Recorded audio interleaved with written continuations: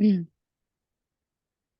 Welcome, welcome. My name is Aoife, and I'm a mind body coach, and I help highly sensitive women to heal themselves from chronic pain, chronic illness, anxiety, and depression. And today I have a very special guest, Elizabeth Kipp. Elizabeth is an author, she's an addiction and chronic pain coach, and she also does ancestral healing. She's many, many gifts and talents, and we're just so lucky to have you here today, Elizabeth. I'm super excited for our chats and for what we're going to talk about today. The book, actually, do you want to? I forgot to mention the actual book that you wrote, if you want to mention it and tell people about it. Sure. Thank you so much, Eva. It's great to be with you.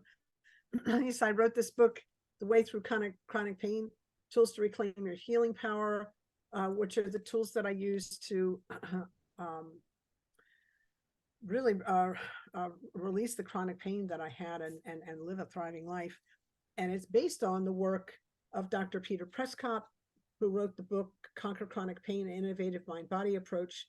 He passed away in 2016, but these are this is his kind of researchery, and he's got these exercises in the back of the book, and I had done the exercises, so, and I'm a writer, so I helped him write. He kind of reached out and said, can you help me with that? So I helped him kind of with the exercise part. And so these two books together are a very sweet combination, right? The doctory, this is what chronic pain is, the sciencey part, the neurophysiology, and then here are the tools.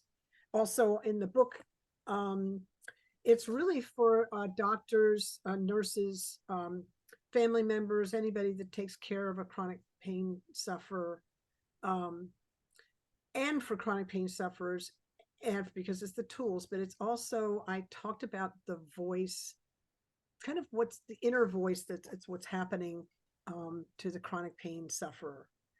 I haven't, that's just a really important. So it's not so much about my story, it's about our story. It's about, I mean, and how did I get there? I was on this journey for, it was a 40-year journey with chronic pain, but 31 years with surgery and in and out of hospitals, and also rehabbing my body. I had to learn how to walk 4 times, and because of surgery and stuff, and so I had an opportunity to talk with and I've been in so many doctor visits, so I've had a lot of a chance to talk to chronic pain sufferers patients over the years, as patient to patient, right? But the difference was I have the science background, and I was always able to talk to my doctors um, kind of at their level, because I kind of understood the landscape, at least some of the landscape they were dealing. Not that I'm a doctor, but I studied that stuff, and they would have, and the people that the other patients were having difficulty talking to their doctors. First of all, they're so dysregulated going in, feeling so activated and I'm worried and stuff. They can't even think straight, right? They can't remember the questions, and they don't know, we lose our power into chronic pain experience. So I tried to kind of speak to that. Yeah, it's a long answer. Oh my God, I love it. You could have kept on talking. You were really bringing me back to the doctor's office. And you really actually described it so well. I would cry every time I went to a doctor. I cried in this totally like helpless, like powerless, feeling so powerless. In this, it was just really awful. And I know we talked before about, so the one thing that did serve me is that I'm a defiant little shit. I am. I will always. I've always been defiant as a little kid, and even though I was crying and feeling helpless and hopeless and dismissed and gaslit and confused and everything, I I always felt really defiant against what I was being told, that I would have this forever, that there was no explanation and I should just deal with that. And for you, you had the science, your background in science offered you a different kind of defiance, isn't it? This that you knew that. I mean, you'll explain it better. Yeah, I got gaslit too. And I mean, I just, I'm not going to go into all the trauma of that, but um and I was told, you're going to be in level 7 out of 10 pain for the rest of your life 24/7, and you'll be in a wheelchair when you're 40. And I was like, I heard that and I was devastated. Like, how is this possibly an answer? Right. And it was upsetting to me. That was many years ago, but I had been trained as a science researcher. And once I got over the dysregulation of how upset I was that was told to me, I was able to think straight again. And I was like, wait a minute. Hey, this this doctor is not a fortune teller. Like, that's not what they're in business to do. And I said, you will. They didn't say you might. They didn't say the odds are. There wasn't no room for hope. There was this pronouncement. And that's not even science. Like, Western medicine operates in the Western in the scientific method model, right? And there are no facts in science. There are only probabilities. Well, that's pretty basic stuff, but we don't learn that.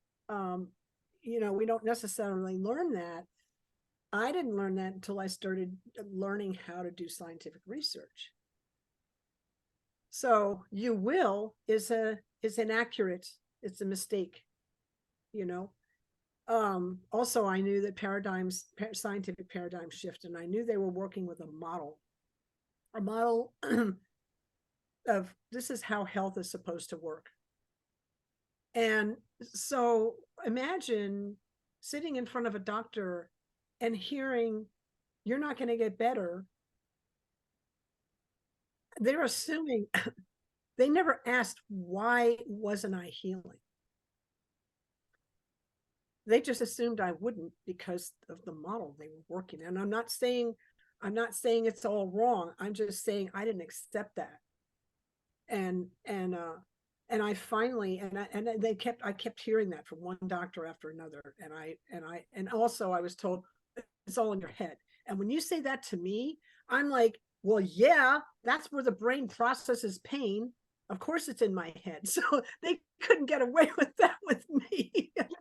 You knew. Like, I was just like, don't try that with me. Right? That's not going to work. So I learned really I learned the big lesson there was we live in the all it is. We live in this whole field of consciousness, this whole creation. And the scientific model operates, so Western medicine and the scientific model operates only in the part of the all that is that it can observe, measure, and describe. But we heal in the all that is. So I knew I had to access more than this limited model. That was lesson number one. So I knew I had to start looking and elsewhere. And the other part was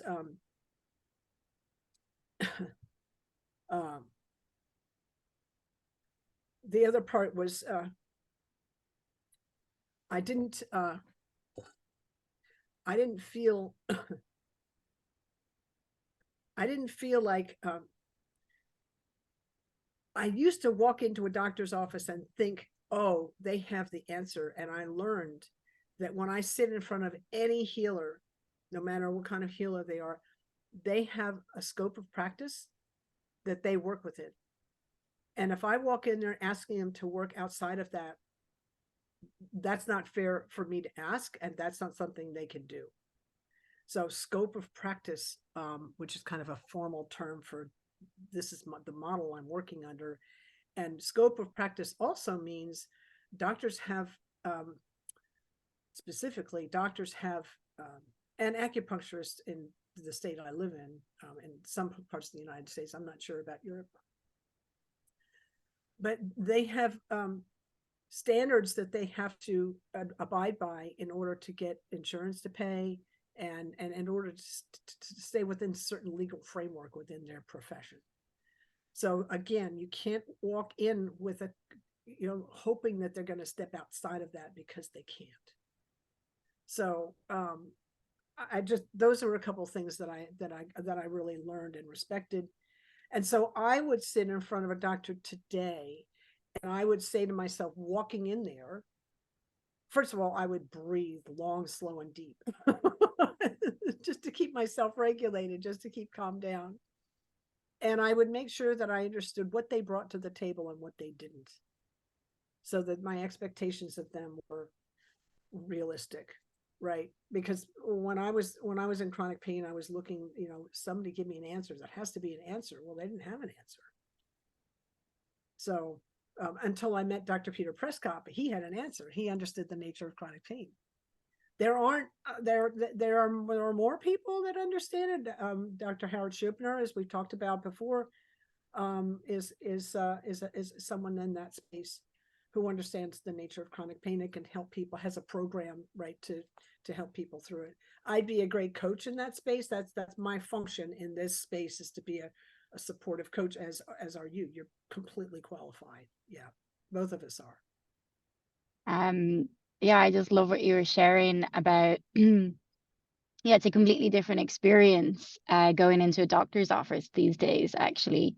I feel like, and my clients have this experience too. They go from feeling really desperate, in a doctor's office, to feeling so much more, yeah, just clear and confident, knowing what to share and what not to share. I just remember I would go into a doctor's office before. I'd feel so dysregulated, so desperate, and bleh, I would just put everything out, and then they would have something to say about everything. So that was certainly part of the past that I do not miss at all. But I would love to chat with you about something we've talked about before, which is how it was all a battle back then.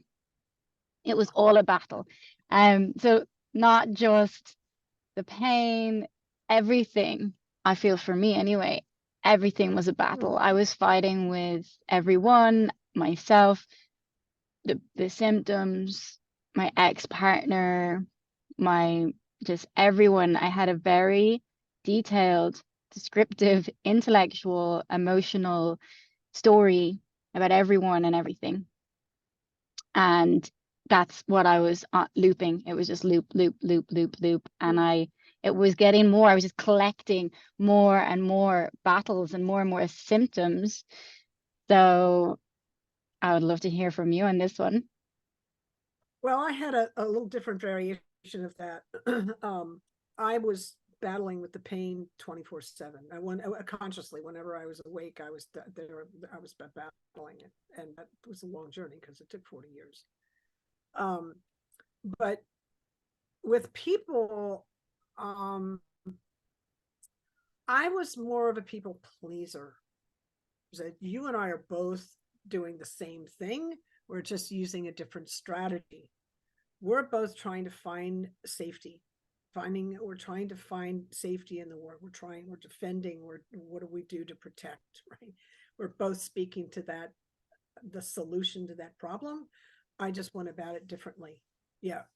So, yeah, the battle in the mind. And I started as a child with a mother who was bipolar and raged and alcoholic and chronic pain herself, and so she would use alcohol to numb it or to mediate it or whatever, and it just got worse over the years.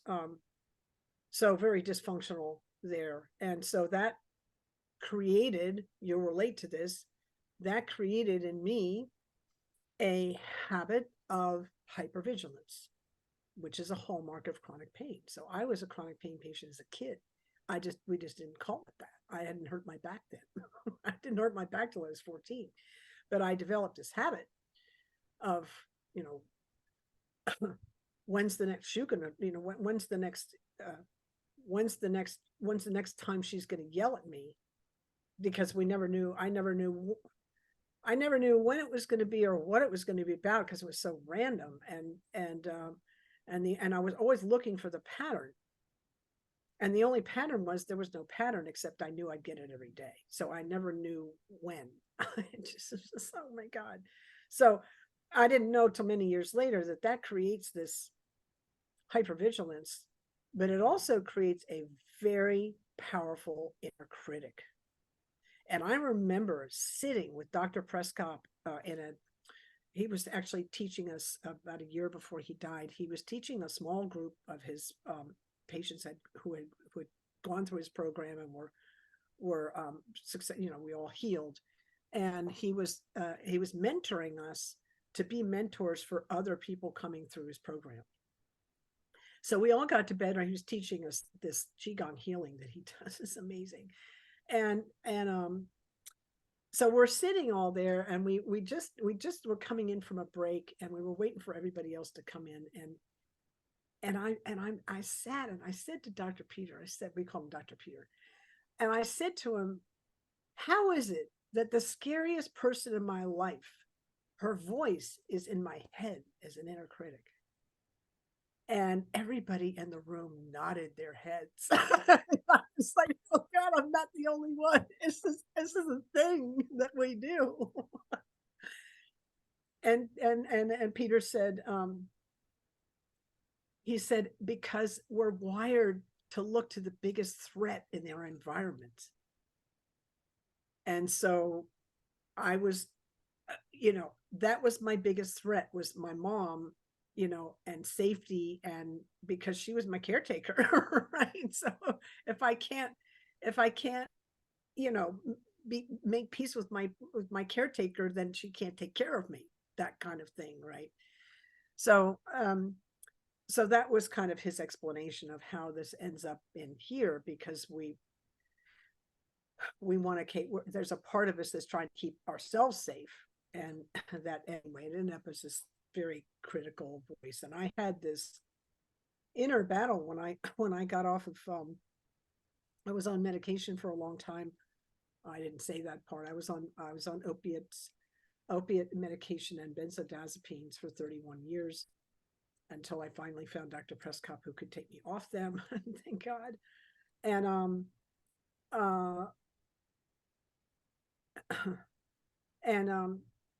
when I got off of them, I was like fully alive. and I heard these voices in my head, and there was just this battle in my own mind. I've been battling with the pain, right? So here's the thing that's interesting. I've been battling with the pain for all these years, but when the pain went away, I realized I was really battling with myself. I just couldn't see it in the chronic pain experience. That's a profound statement I just made. and so I hearing these voices, and I was like, okay, we're not doing this anymore. Not like, and as I said, I literally brought them all, called them all into the peace table, and we had a negotiation, and I was just like, we're done with this. So my journey has been and wasn't that simple, because it's a habit. It's a habit in the mind. It's a habit in the brain. It's a habit in the nervous system. And it takes some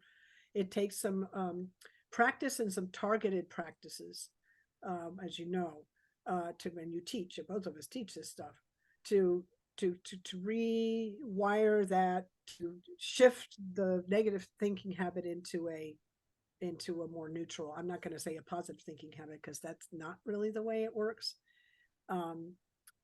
So negative thoughts in the brain are like Velcro, very sticky. And positive thoughts are like Teflon. They slide right off. And I thought that was very interesting. So we moved to a neutral space. We're really not wired evolutionarily. I thought, when I heard this thing about the Velcro and the Teflon and the negative and the positive thoughts, I'm like, well, how does that work evolution wise? Because that's my training in plant science and ecosystems and biology, I also worked with animal behavior, because plants and animals have a thing that co-evolve. So I studied a lot of animal behavior, and I got into evolution. So evolution in animals, but and in plants, but and in humans, right?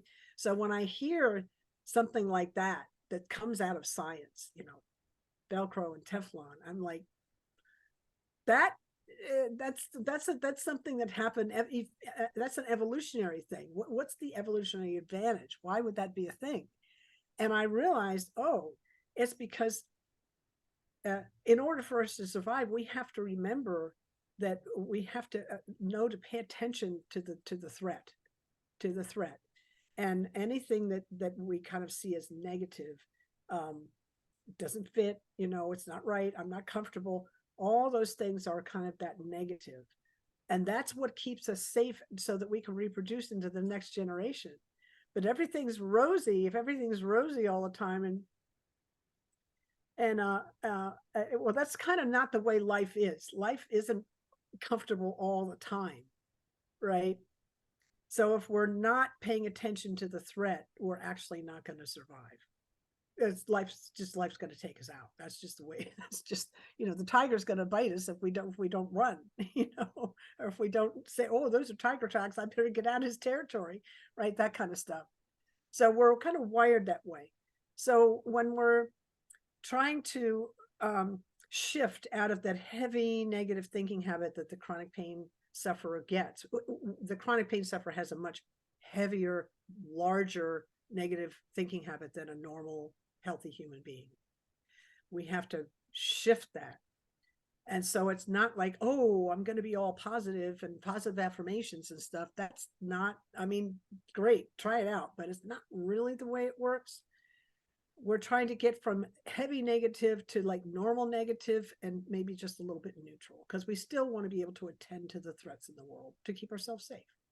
I hope that makes sense. Yeah, it makes total sense. And for me, I can really relate to being just living in that heavy negative loop, and that just seemed to apply to everything, like in everyone in my life.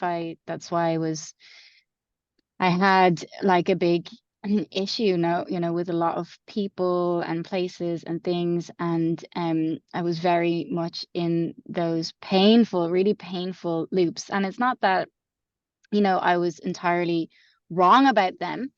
Those things did happen, but it's the level the level I was stuck at with them, that and the loop, it was so sticky. The level of stickiness and the level of heaviness, um that's what really sticks out to me, because I love what you said. It's about getting to normal negative, and maybe neutral, because all kinds of things still arise, and but it's like I've flexed a different muscle a lot more.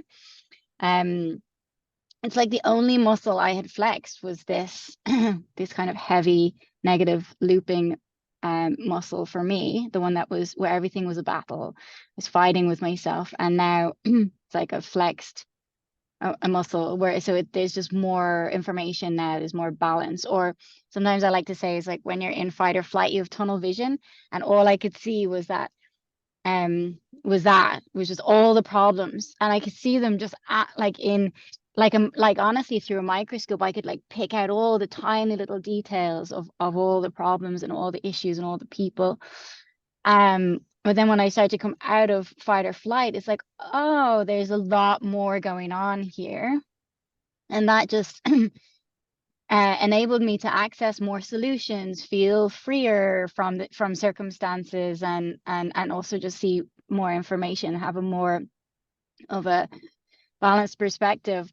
I used to it used to confuse me how some life circumstances would happen to other people, and they would just seem to not be so affected. And this, anything that happened to me in life, I was so affected. It's like I had no, even though, and we talked about this before, even though I had a huge amount of resilience because I was enduring so much, at the same time, it was as if I didn't. It was as if I didn't, if that makes sense. It was as if I didn't have much resilience, even though I did have enormous resilience because I had endured so much. I was enduring so much. So just finding tools, finding my way out of that tunnel vision and into being able to see more. And it made just me feel lighter and physically, emotionally, and feel lighter, but so much stronger and so much more resilient to life. Mm-hmm. Yeah, I'm thinking, listening to you, I'm thinking about think about life as a pulse. It's expansive, contractive. It's the way the universe works. It's kind of like a law of nature. Expand, contract, expand, contract. That's what we do. It's what the heartbeat does. It's what the breath does. It's like, this is the beat of life, right? Well, the chronic pain experience is a massive, long-term, you know, contraction. And when we find our way through it, we start feeling expanded again, right? And then we're able to, like, actually, the resilience there is being able to do expansion, contraction, and not being reactive to any of it, right? I can breathe my way through this. This is just part of life. I'm not going to judge it. This is just what's happening. I accept it, right? And oh, I'm having this experience and it's contracted right now, but if I do this, we'll go right back to the other one. I don't have to stay stuck in this contraction, right? So it's an interesting metaphor for the chronic pain experience. By the way, let's define it for the listeners. Any pain that's felt 15 days out of 30 for 3 months or more is chronic. Physical, mental, emotional, spiritual, financial, right? All of it sends the same signal to the brain. It hurts. So a broken bone and a broken heart, a grief experience, a lost, maybe a struggle. I'm not getting enough. I can barely get my bills paid every month. All those things are a chronic pain experience. They send the same signal, and the signal is it hurts. And when we have that for more than 15 days out of 30 for 3 months or more, it's chronic. And why is that important? Because that's when the brain starts to get this heavy negative that we're talking about. It starts at this heavy negative. We get the brain fog, we get confusion in the brain, we get the emotional part of the brain gets affected. So we get for me, I mean, you got mad at everybody and yourself. I got mad at myself mostly. And if I was mad at, wasn't really mad at other people so much, as I kind of go from anger I go straight through anger right into sadness. That's kind of, so if there's a difficulty in a relationship, I'll just go right into sadness, right? Or if there's something happening in the world that's, I do have a trigger around injustice. I can kind of get, whoa, I can get intense about that, but it's the sadness that it happened. I kind of go right into that, right? So in the chronic pain experience, all those things are accentuated. Yeah, they just get bigger and bigger, and your whole life becomes that. And it can be very hard to, I was just talking to somebody yesterday who asked me some questions about what would be my number one thing I would say to somebody who's listening to who's a chronic pain. So what would be the number one thing I would say, or I would suggest? Ask for help. Ask for help. What Right? kind of help? Well, just any help. because in that space, and I love to hear your experience of this, in that space, a lot of the help I was getting is like, we can't solve your problem, learn to live with it, which I took as that's not an answer. It's like, that's not an answer, right? Because I just felt like that was a very limiting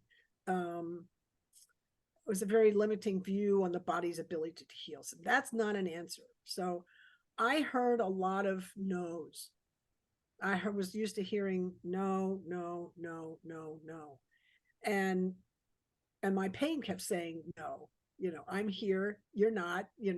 I'm gonna control you, you're not gonna control me. So that's another bunch of no's. So there's a lot of, and it didn't kind of matter to me the way I saw it. It didn't really seem to matter what I did, I still had pain. So that's a lot of no. And so why would I take the chance of trying something new or trying someone new if I'm used to no, if they're just going to say no anyway? That's a mind trap. And I write about this on my blog. I've got a whole thing about, 10 or 12 words that the mind can latch onto that tell us these stories that, this is permanent and this is pervasive and all the things, and this is a problem, and all those things. So asking for help in a space that's so heavy and contracted, and you can't see your way out, and all the no's, you get everything from the outside is saying no. Why would you want to risk it? Maybe if you tried one more thing, it might get worse. That's kind of where I was. Yeah, and that's where a lot of people are. So asking for help is just a thing. Yeah. Yeah, I was gonna say that's so many people that I speak to are in that exact position, and they're so worn out and um so like, they've spent so much money and time on all different kinds of doctors and healers and everything. And the gaslighting and all the conflicting information and everything, you're already having such a miserable time, and it's all being compounded by your search for help and support. So of course then you just end up in this kind of locked in space of in that experience. um and that was my experience for sure. I was looking for help my whole life, all over the world. And but I remember when I first found the mind body connection, and I started to listen to Dr. Schubiner's work and listen to success stories. I remember hearing this woman, and I forget what her symptoms were, but she was really in a bad way. She was, like me, she was unable to work. She was unable to walk. I think she was just really, really in such a bad way. And someone told her about, like surgeries and everything. Like she'd just done everything, and she was in such a bad way. And someone told her about this mind body connection and Dr. Schubiner, this thing, and she said she couldn't handle another thing. She couldn't handle another thing. She didn't have the mental capacity to read a book. She didn't have the mental capacity to think another theory. But at the time, anyway, on Dr. Schubiner's website, there was a phone number. So she didn't even have the energy to read his website or nothing. She just rang the number. That's all she had the energy for, just lying there, and she just rang, and she was expecting like a secretary or a receptionist or something, and this dude just answered the phone. Hello. She's like, I'm looking for Dr. Schubiner, and he's like, yeah, that's me. And she's like, and she's just like blah blah blah blah blah, like her whole situation, and then he just goes, yeah, it sounds like you've mind body syndrome.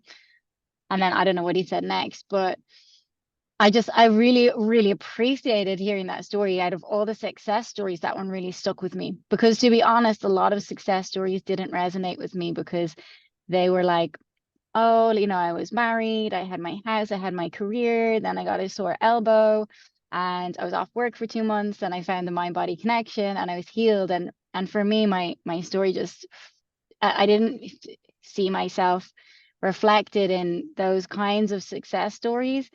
But I think when I heard that woman, I was like, wow, I really relate to that.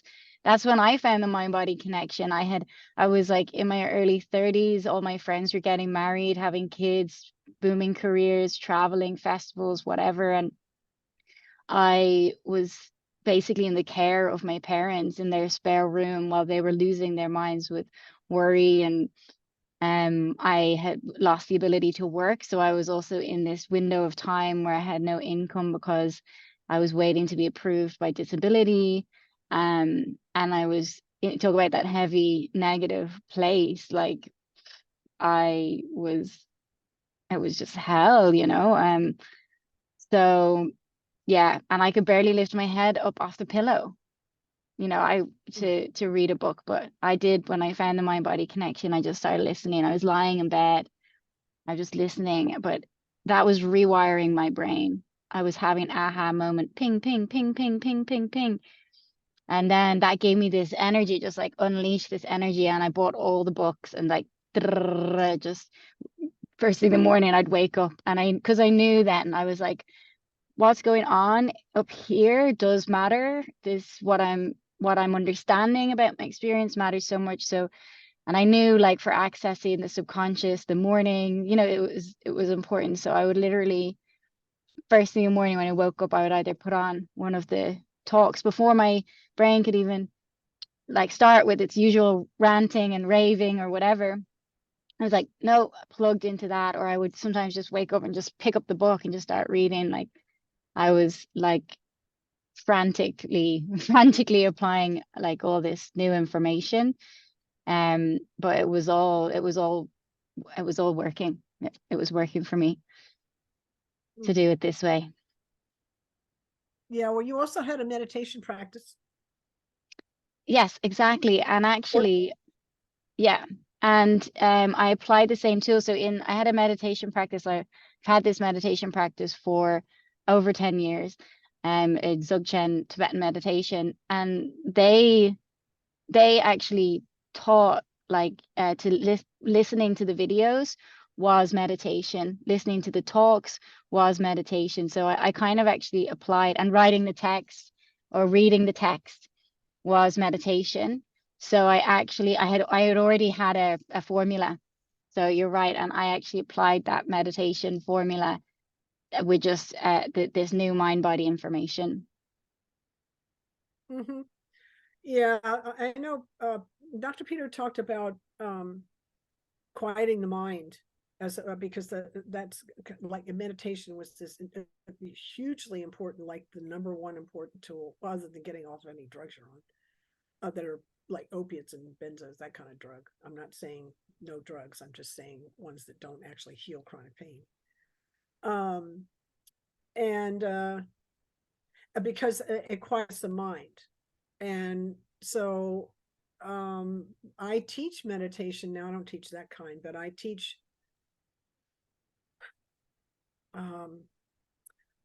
trauma-informed yoga, and within that space, I teach meditation. I have taught straight up meditation to people too, but we have to be able to sit still in stillness and quiet, and it's very hard to do that. You're indicating to me that in your when you first got into this information, your mind was still going, your nervous system was still right. So asking you to sit quietly in a meditation would not be optimal. That would be like, I can't even do that, right? You can't go from a hummingbird to like, still pond. It doesn't work like that, right? So you have to gradually. So I started, and I had a meditation practice since like, I was like 20 or something. I long time meditator, but I couldn't do a sit in silence and stay with the breath meditation. That was like, I had to move. So I did chanted meditations and gentle moving meditations when I started as I started to kind of calm down. I love that. Fierce hypervigilance. So that was super important. Yeah. And the short guided meditations for anyone who's listening that is like, oh, why is everyone talk about meditation? I can't sit still and meditate. Yeah. So like I find short guided meditations can be helpful. When if someone's like, you know, talking so you can follow someone's voice, that can help also. Well, you're still, yes, and the reason that it's not the same, you're not going to have the same effect as you will in silence, but it doesn't matter. What matters is your ability to focus on the voice. That's what you're wanting to do. You're focusing on the voice and maybe on the description that the voice is taking you through, right? But you're focusing, you're bringing your focus as single pointed as you can, and that is a huge part of meditation. So there's a lot of different kinds of meditation. They have different effects, but in the chronic pain experience, we want to be able to bring this, we want to be able to focus, because that's the one thing the brain's just, and there's so much chaos, we can't do that. You know, I can't even remember where I just put my keys, and I know I just laid them down and I don't remember where they are. That's chronic pain. That's what that is. When you sit and you do this kind of meditation, you're actually retraining the nervous system and retraining the brain to focus again. So it's a huge, that's why it's such a big piece of healing. Yeah. Also, the thing that's cool about Shubner's work and others like him, Dr. Joseph Spenza is another one, who's not doing exactly what Shubner is doing, but he does, he's done some remarkable stuff with his own healing, and he helps like a lot of people. So he's got a little different approach, but kind of the same general area. They understand that you can't separate mind, body from spirit. But generally in the Western model, it's reductionist. And so doctors would look at my x-rays and they go, oh, here are your opiates. Because I have a real issue in my lower back. I've got a split fifth lumbar front to back, and the front part, they took out the back part, and the front part of it's sitting in my, it slipped off, not completely, but 80% into my pelvis, off the center part of the spinal cord. So it's held together with kind of a metal cage. Just call me the bionic woman. So they would look at those x-rays and they're like, well, they would just make these assumptions. But here's the thing. You could line up 3 people with x-rays that look just like mine, and you see 3 different patients. One that had pain all the time. Another one had pain only when they were stressed, and the other one that didn't have any pain at all. How do you explain that using the reductionist model by only looking at the x-rays? You can't. You can't explain that. And I've been all 3 of those patients, by the way, over the years. I've been all 3 of those. Same x-rays. You can't explain it. See, so this is, and when I first met Dr. Prescott, he said, I'll never forget it. He said, I don't need to look at your x-rays or your records. I want to know who you are. And I was like, who are you and where have you been all my life? It's like, I'd never heard a doctor say that before. It was amazing. Yeah, it was amazing. And he said, and you'll appreciate this. And he said, when he first came in the room, he said, he didn't even say the doctor name. He just said, I'm Peter Prescott. It's an honor to meet you. And I was so shocked by the honor. It's an honor to meet you thing. I closed my eyes and I had to rewind in my head. I had to replay what I just saw in my head to check.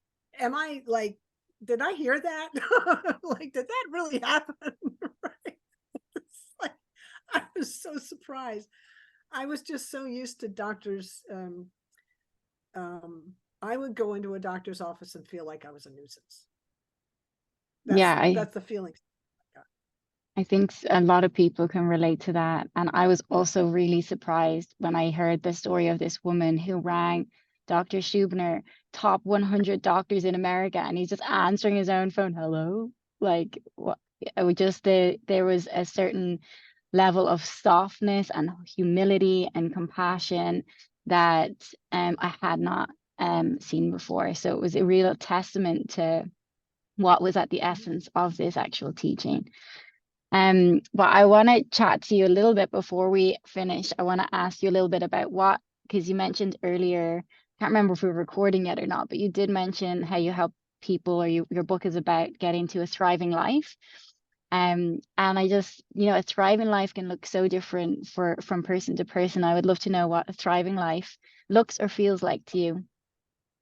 Oh, well, I just was in my yoga practice this morning, and I did some movement, and then and then we just sat still, and I just felt my body, and you could feel the pulse, you could feel the expansion and the contraction of the heart and the whole body.